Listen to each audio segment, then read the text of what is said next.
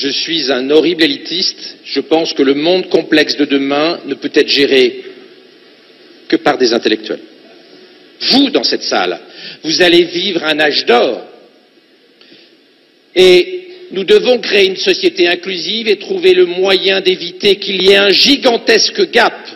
Ce que Harari, dans Homo Deus, appelle des dieux et des inutiles, les dieux, vous, qui maîtrisez, contrôlez, managerez les technologies NBIC, les technologies transhumanistes, et les inutiles, les gens moins favorisés, qui auront du mal dans le monde compliqué dans lequel nous rentrons, et les gilets jaunes. C'est la première manifestation de ce gap intellectuel insupportable que nous sommes en train de créer entre les winners, les dieux d'Harari, et les losers, les inutiles.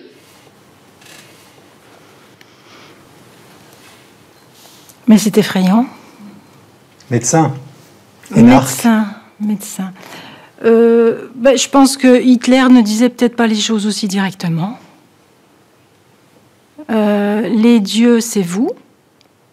Donc, il s'adresse à nos futurs dirigeants. Et les inutiles, c'est nous, quoi. Donc, ça veut dire que c'est eux qui vont concocter les programmes pour décider de la façon dont on doit vivre, dont on aura le droit de vivre, ou de disparaître, peut-être. C'est absolument effrayant.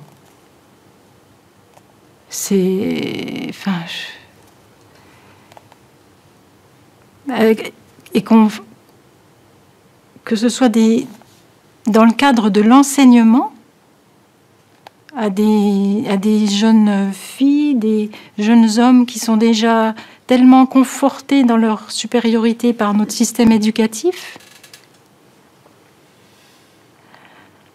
Il paraît qu'à l'Assemblée nationale, il y a une députée qui s'est fait surnommer Bac-2 parce qu'elle est simplement aide-soignante. C'est vous dire le mépris de notre classe dirigeante. Donc si nous sommes les inutiles, si nous disparaissons, ça n'est pas grave. Mais c'est vrai que déjà, dans les maisons de retraite, nos aînés ont une espérance de vie résiduelle.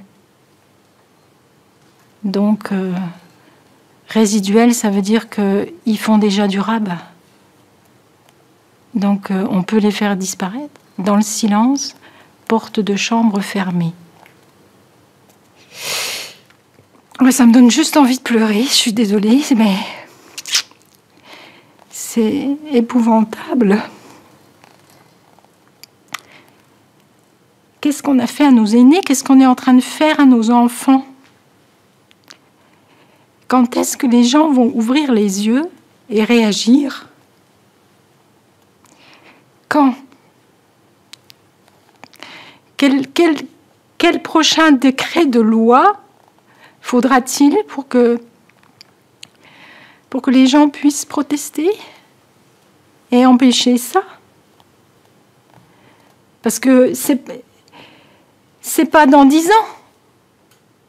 C'était proposé l'année dernière. Et c'est ce qui arrive aujourd'hui. Qu'est-ce que ça veut dire? On n'a pas besoin d'avoir Bac+10 pour se poser la question si c'est pas quelque chose de programmé. On a le droit de s'interroger, c'est notre devoir. Puisque maintenant on a la possibilité d'avoir accès à l'information, c'est tout ce qui nous reste. Moi, j'ai plus la télévision depuis 15 ans, donc je suis désintoxiquée. Donc je vais chercher mes informations ailleurs. Tout le monde peut le faire. Tout le monde peut le faire. J'ai envie de dire aux gens, mais dans 10 ans ou dans 20 ans, est-ce que vous pourrez regarder vos enfants dans les yeux et leur dire que vous ne saviez pas? En 1945, c'était possible. Bien que j'ai 2 grands-mères qui savaient parfaitement ce qu'on faisait des Juifs quand on les mettait dans des trains. Elles ne disposaient pas de l'information dont on peut disposer aujourd'hui. Donc nos enfants ne nous croiront pas. Et nos enfants seront en droit de nous poser la question pourquoi on ne les a pas défendus. Voilà, c'est tout ce que j'ai envie de dire parce que c'est abominable. C'est tout.